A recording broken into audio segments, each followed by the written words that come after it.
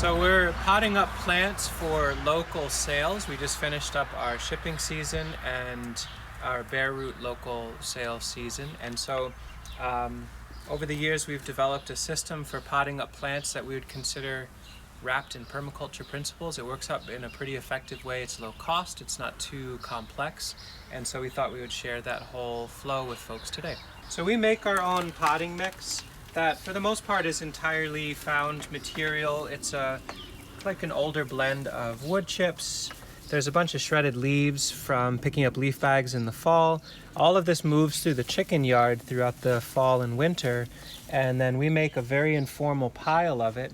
We add a little bit of perlite, that's the white puff here. It's an expanded rock.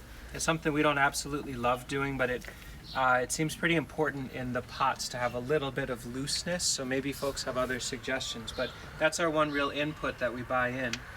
And Juan and I mix that together in the wheelbarrow, and then once we have our mix in here, we're gonna go through and pick out the bigger woody bits.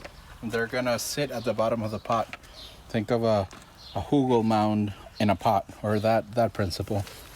Then we lay down a little bit of soil on top of that, a little bit of the mix,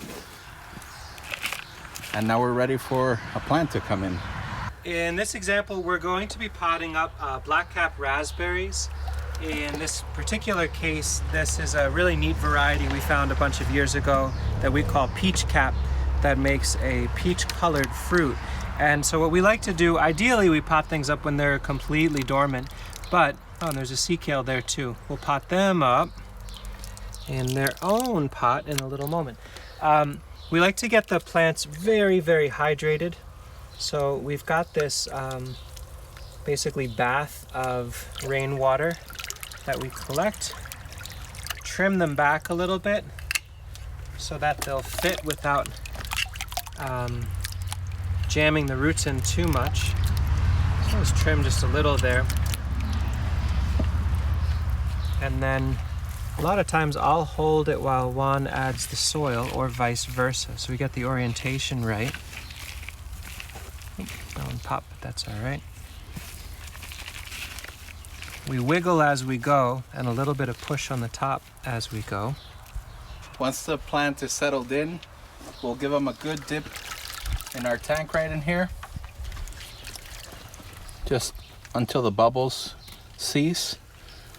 Let them drain out, and then they'll sit on one of these buckets with a drain on top, so the plant will drain and will reclaim that water, which is now an incredibly rich compost tea.